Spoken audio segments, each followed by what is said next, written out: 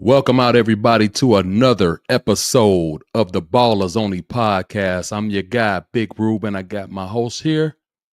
Andre Scott, Sports Geek. And yes, indeed. So, hey, are you going to finally give these people your nickname? I've been asking for you to do it all these shows, and you haven't given them your nickname. Are you going to finally give it to them? I thought I did. Honestly, No, you did not. I thought I did. Nope. You know what? I did, man. Do it again. All right. So, quick story. All right. Had football practice. No, basketball practice was canceled. All right. I was a two-sport athlete. Basketball practice was canceled. I thought I was going home, but I found out there were football tryouts. So I said, okay, I used to play, at home, tag in the street, whatever. So I said, let me go to practice. But I was like, crap, I don't have on any cleats. I had on a pair of baby blue jeans, a Tommy Hilfiger shirt, and some Tommy Hilfiger? Yeah. And some dating red yourself. Puppies, and red hush puppies. And that's red shoes. I made the team. So wow. So your name is Red Shoes. Yes, that's my nickname, Red Shoes. Okay. All right, yep. Mr. Red Shoes. Yep. Hey, but look, first of all, like, comment, subscribe. And yes. Please. Before all that, man, give me my theme music. Oh, talk to me, Ocean. Ocean. Hey, man, we in here with big time ballers. Phill. Mall. You feel me? Look. Big time ballin', better know we came to hoop. Ain't no competition, all these trophies is the proof. No doubt, hot hand when I shoot like, ooh, basketball in the country, extra big time ballin', we doing the most. Tournaments ballin' from coast to coast. Ballin' TV got the replay for show. Checking the stats, we keeping the score. Beating the Dallas, we banging the tally. She say you a shooter, we'll shoot like a Maverick. Shot town all the way down to the valley. Posted with bottles, that's way out in Cali. Big time ballin', we tossin' the alley. You better come ready, we taking the tally. We getting that Cooper, just run with the salad. Put you to rest, I'm making your pants. I'm hot as a mug, more pep than a rally. Whipping your bib, look on them, your daddy. Step from the three, then we get a baddie. Pull up too smooth, no like I'm a caddy. Swish. Yes, indeed. Welcome back, ladies and gentlemen. Look, I'm not going to hold you too long on the intros and all that, man. We got a very, very special guest to the show out of the Illinois area. Look, man, I'm just basically just going to get right to it, man, and welcome out Mr. Lacey out to the show. Let's go ahead and bring him in, and there he is. What's going on, brother? How you feeling tonight? Doing good. How y'all doing? All right, man. Good. Thanks for joining us, Coach. Appreciate it. Appreciate y'all having me. Yeah, man, no so look, for this intro, man, I'm going to go ahead and lean us in a little bit. Come on, fellas, get a little bit closer, man. There you go. There we go. Everybody looking good. So as many of you may not know who TJ is, but I know a lot of people in Illinois do. Right, because he's making some noise. He's a dedicated basketball coach. His program is TNT. He's based in Illinois. He is very on his social media platform. You see his passion. Like, I love people with passion, right? Because I have it too. It exudes through him. So he's coached on multiple different levels. Many athletes he's done training and things of that nature as well. And right now he has one of the hottest programs in Illinois. And they're thriving and growing. And I want him to kind of talk about his growth. And I guess the first question I have for you, fine. It's corny as a I'll be honest, now in the media, it's very corny to ask this first question, but I got to start with it. Sorry for being corny, guys, but corny, man. What got you started? Man, I became a dad super early. So my junior year of college, my wife ended up pregnant, and I still had 2 years to play. And so just trying to figure out what I'd do after college was kind of the next story. Like I ain't grow up with my pop around, so I knew I wanted to be around for my kids. So just trying to find a path that could keep me around them. So I finished up school, and my college coach that I finished up with, he kind of hired me as a college basketball coach as soon as I got done. Nice. So I did that for 2 seasons. And I mean, I did a good enough job that I started to get recruited for more college jobs. I started to realize that as you start moving up in college jobs and you start getting more opportunities, that becomes more of a time commitment too. And I just didn't want to keep taking a lot of time away from my kids, but I knew that I need to be doing something in basketball. I feel like God has called me to help lead young men, and what better way to do that than through basketball? So just talked and prayed a lot with my wife about like what we would do if I wasn't a college basketball coach. And then I ended up getting a phone call from the coach that recruited me my freshman year and was like, hey, the Quad Cities, we don't really got anything special as far as youth basketball. Like if we could help you get everything started here, be behind the scenes and, you know, kind of get your foot in the door, would you move out here to do that? And so I decided to take a leap of faith and move to the Quad Cities to see what it was all about. And I got here. It's been awesome. I love the Quad Cities. My wife love it here. So I knew that I should be doing mentoring, but my heart and my passion is basketball. I think I have a gift to be able to share that with kids. Like, I'm from the South Side of Chicago. Like, you don't have something getting you out of that situation, you kind of get stuck. So I know how to use basketball as a tool, and I want to help kids to be able to use basketball as a tool too. That's good. Coach, I like just hearing what Ruben talked about and the way he introduced you. And just, I think I know what your answer would be, but I just want to know, you know, what's your take on, you know, NIL and kind of what it's done to the game itself? I'm always a devil's advocate thing. Like, I like to look at everything from both sides. Okay. As a college athlete myself, I would have loved to get paid, especially because I grew up poor. My mom was working 2-3 jobs when she had to. Like, that went a long way for somebody like me, just trying to find a way to help my mom out as much as I could. Yeah. But like I'm coaching athletes today, and like I can just feel the entitlement that comes with that. Like, these kids are starting to feel like things will just get handed to them. You see it across every level. Like you used to cherish just getting a chance at a full ride. Now you want a full ride and $3 million. Like, right. Yeah. So like, you gotta understand what comes to that too. Like, you asking a coach for $3 million, man, that coach livelihood is on the line. You know what I'm saying? Like, these coaches recruit you, you end up not living up to that $3 million price tag, or $500,000, whatever it is. You don't end up living up to that price tag, then somebody getting fired. Right. right.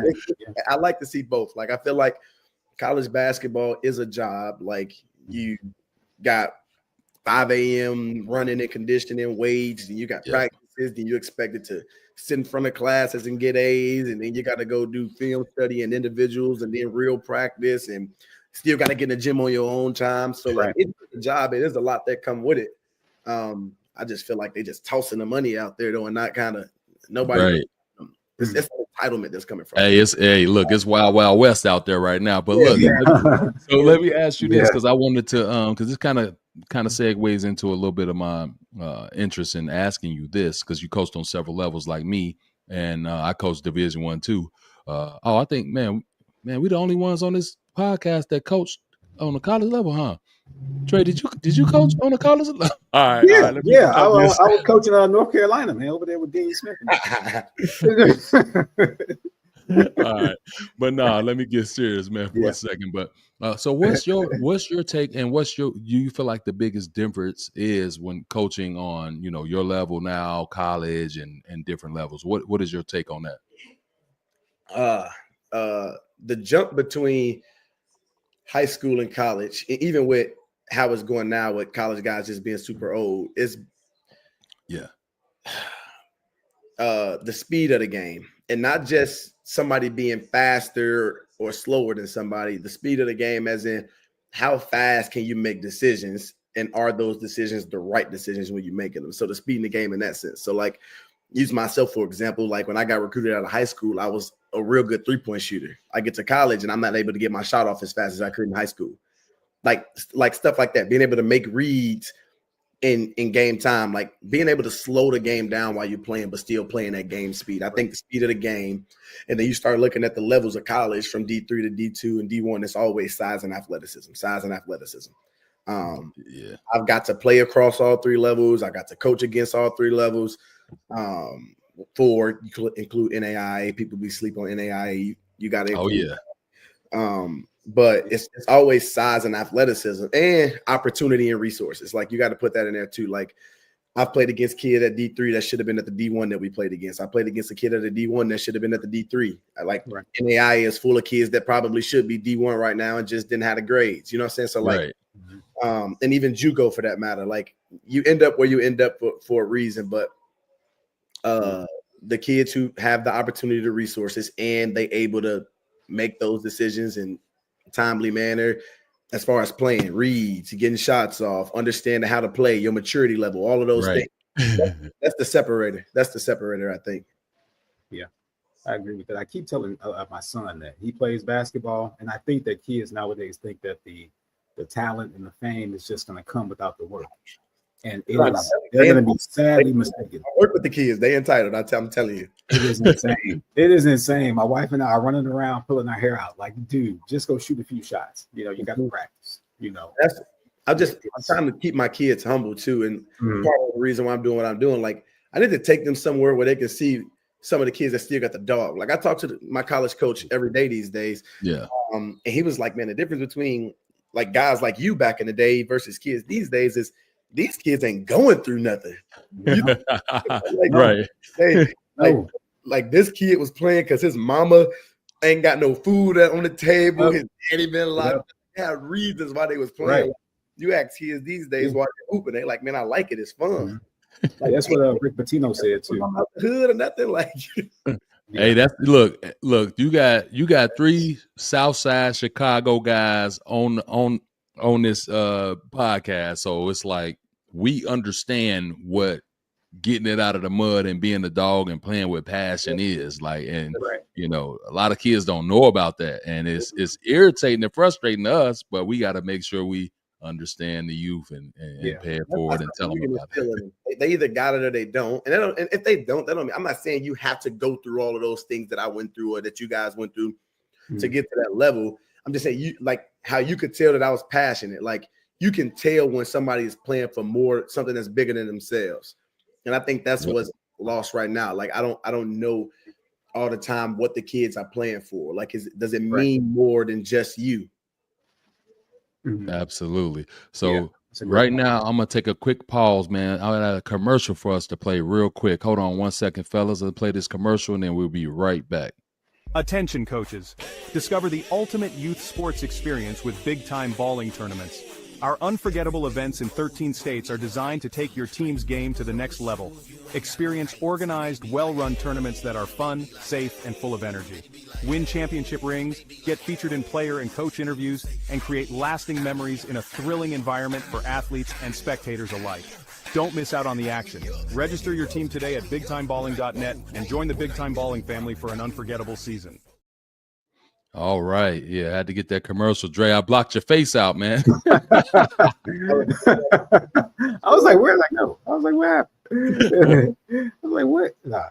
But like coach, that, you know, fellas, like, did you guys see that it went viral from Coach Rick Pitino when he gave his kids the halftime speech. And like you said, coach, they're not going through anything. He said, where have you guys been raised to just, when adversity hits you, you just back down. You have no fight. You don't want to come back. It doesn't make you upset or go harder. Like, what's going on? So yeah, that's to your point, coach, that yeah, I get it. That makes perfect sense.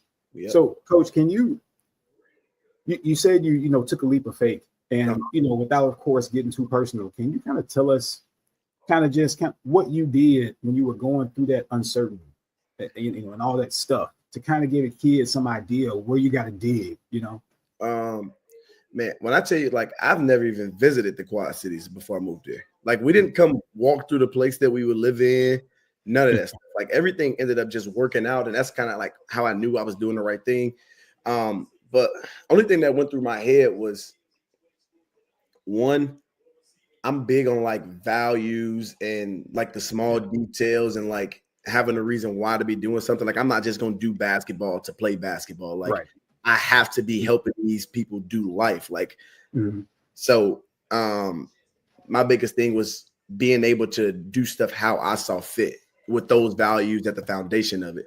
I don't always get to have that coaching somebody else's program or working for somebody else. So being able to work for myself was a big thing. And like I said, like the flexibility with me running everything, like as a college coach, I have to do whatever the guy I'm working for wants me to do, or whatever. If I'm a head coach, like whatever I gotta do to keep that job, versus this, like I'm focused mainly on spring, summertime. Like my kids get to come to AAU tournaments. They super locked in with the players. We get to make family trips out of it. So the flexibility with the schedule is what drove us. But the leap of faith thing is me being from Chicago. I'm not about to set up the AAU program in Chicago. I'm asking to fail. Chicago has plenty of things going on, a lot of mom pop teams, a lot of big time teams. You know what I'm saying? Like everything in between. So it wouldn't have made sense. The Quad Cities thing was, one, just having somewhere safe to raise my family, and two, just making sure that what I'm doing to be making sense. So I prayed a lot on it, and I had conversations with my wife and had conversations with my college coach, who kind of got the whole ball rolling on it all. And we just prayed on it, man. I've been deep into my faith with everything. So we prayed. It kind of felt like the right thing to do. My wife is big on like just quality time, so we get all, and I get to have time for my family. No, that's dope, man, because, you know, all of us are men of faith, you know, on this. In case you don't know, we all believe in God. So we praise him the most high. But I want to talk about that and you know, and his word, you know, it said abundance, you know what I mean? You jumped on the scene and grew to, I think you got 11 teams. Now, talk to me about that growth process and how you were able to accomplish that feat that many people cannot accomplish over their entire time of coaching AAU. Man, so I would love to tell you it's a trick to it. But like everything happened organically. So I didn't come to the Quad Cities with the mindset that I needed to do everything. I came here like I want to get connected. I want to try to build some roots in the community, because obviously I'm not from here, and I know how it feels for somebody new to be popping up in somebody else's town and just setting up shop. So I kind of I wanted to make some connections with some people. And so I linked up with my partner, Macy Beinborn. Her dad is the head women's coach at Augustana. She played at Augustana. And so we got connected through my financial advisor, who I met at the park with our kids. So like I'm a financial advisor playing with our kids at the park. I end up having a conversation with him. This was like a month after we moved here, having a conversation with him. And he was like, yeah, I do financial advising. I help people do business startup. And I'm like, hey, like I'm starting a business here. I'm like, I got a nonprofit I'm trying to work on getting set up. He was like, hey, that's what I do for a living. So he helped me get my nonprofit set up. He's also my financial advisor, helped me get my life insurance and everything, and all of that set up. But he was also doing the same thing for my partner at the time. And he was like, hey, man, I got this woman that I'm working with. I think you need to connect. And so I basically grilled Macy one night, interviewed her, because I don't want to work with anybody. I want to work with the right people.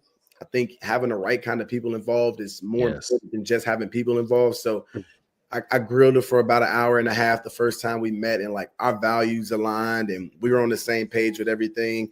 And so I got connected with her. And after doing that, like a whole lot of doors kind of opened up with me meeting and getting connected with more people that made sense to what we were doing. And I'm a skill development guy. Like I train kids from down to kindergarten. I've trained professionals. I've trained college players. And so I started doing that. We started doing camps, and we expected to have 30 kids at camp, and ended up with 130 kids at camp. And the parents liked what we were doing with the kids. They come to tryouts. Yeah. So like I was only expecting to have 4 teams. Like I did a bunch of like networking with Puma early on, like went out my way to go work a Puma camp in Nebraska. I had no reason in Nebraska, but I wanted to build that network. I wanted to build a network. So I went out there, and like just putting my face out there helped me get my brand new program to be on the Puma circuit. Right. So I did that, and they only required me to have 4 teams, 3 on the boys' side, 1 on the girls' side, because I wanted girls. And so I'm like, okay, I'll get you your 4 teams. This is when I had nothing. Right. Like, I'll get you 4 teams. So we had 1 tryout, and 30 kids showed up. I kept training. I kept doing camps. We had another tryout. 140 kids show up. And that's so crazy.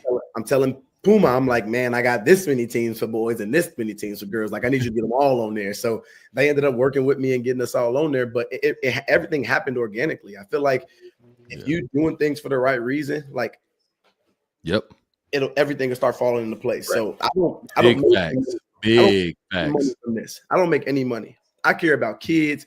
I love basketball. If I can build relationships and do basketball, my life will be fulfilled. You can't put a price tag on that.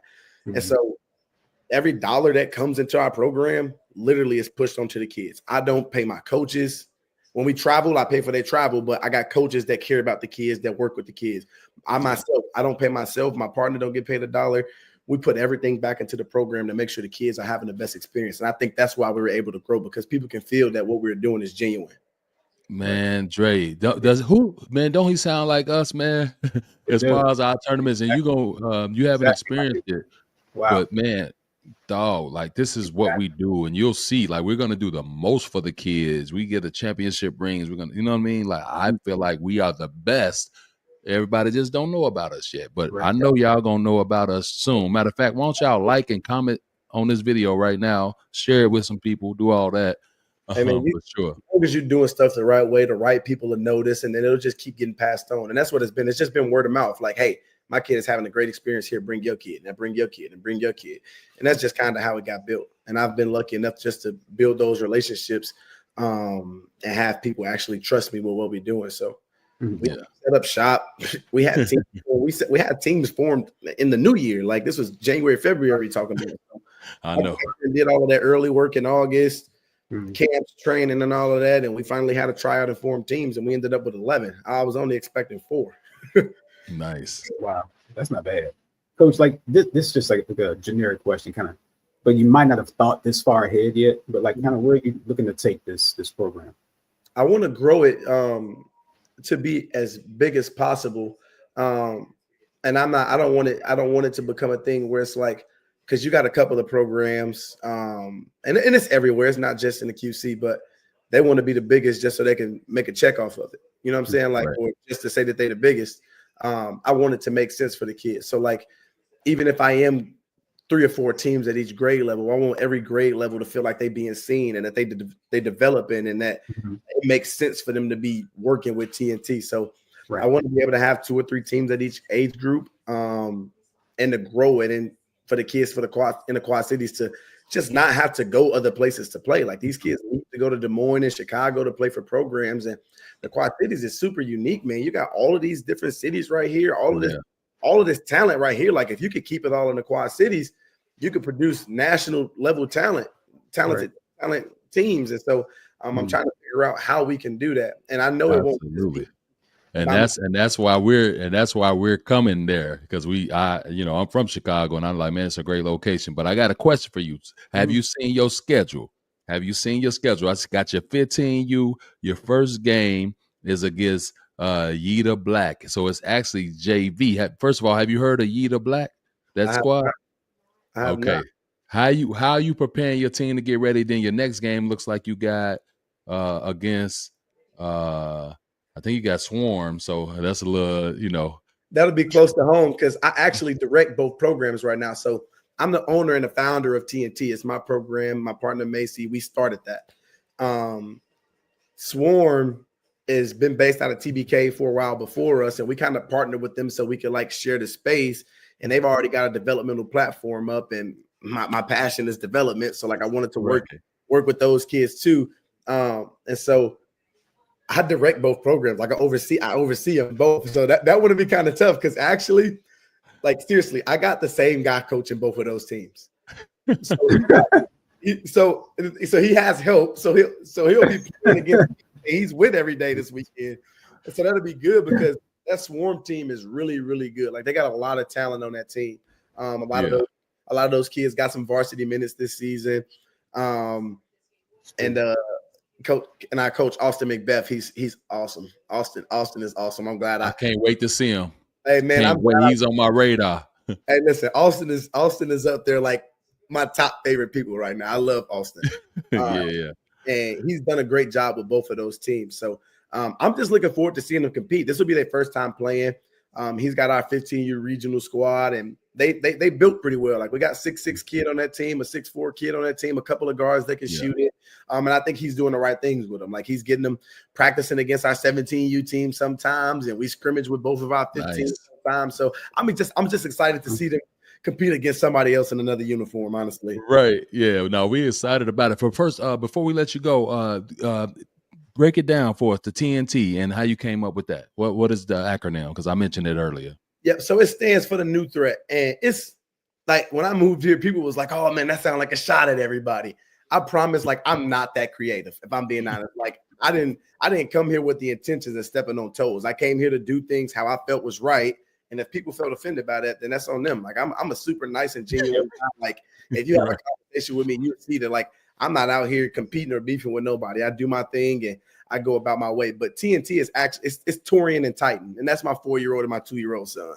And we just try to figure out a way to have it be relevant to basketball in some way, because I didn't want jerseys to say Torian and Titan, my kids' names. Like, I wanted to right. Partners too. But TNT technically stands for Torian and Titan, and that was my baby. So I treat TNT like it's my baby. Like, TNT is actually right. Because it's my boy's name. So yeah, that's cool. That's really nice. Cool. Well, what we do, look, man. Oh, go ahead, Dre. No, go ahead. Steal my thunder. No, so so what we do, man, before we let everybody go, we pretty much send them a farewell, because we like to celebrate the wins. We like to celebrate the losses, because the losses become wins. So to you, we want to give you a toast. This is what we do here at Big Time Balling. We want to give you a toast. And then Jeremiah 29:11 for, I know the plans I have for you. It's not plans to harm you. It's plans to prosper you, to give you hope in the future. So, I know you living by that. I can see it. We can see it. But we wish you the best. And we pray for more growth with teams and parents, networking with coaches that you can bring onto the team to help you out. But, man, we wish you the best, man. Appreciate it. Cheers. Absolutely. Toast. Cheers. And Coach, absolute last question. Yep. We like to ask this on air. Sometimes we forget, but who should we interview next? It could be a player, it could be a coach, it could be anywhere in the United States. Who should we interview next? That is a great question. I got a couple of people that I think is doing awesome right now. If I'm being honest, one of my guys, Mario Pittman, is coaching at Leo Catholic High School in Chicago. Oh yeah, I know Rio. Yep. My guy Daniel Nelson is coaching the Lady Venom. They playing in prep hoops this weekend. Nice. Yep, I know him too. My partner Macy Beinborn, I feel like she has great insight. And then from a player standpoint, I got a 15-year-old named Lorenzo Robinson. He goes to West High School. He plays in my program TNT, and he's like one of the most mature kids I've ever met. Nice. This kid sits and texts me all night, just trying to figure out how he can be a better leader, be a better player. Super humble. What? Okay. Yeah. And he just wants to grow to be the best that he can be. Don't have unrealistic expectations. He willing to put in all of the work to get the stuff that he wants in life. So I think that's a kid that you could reach out to try to interview.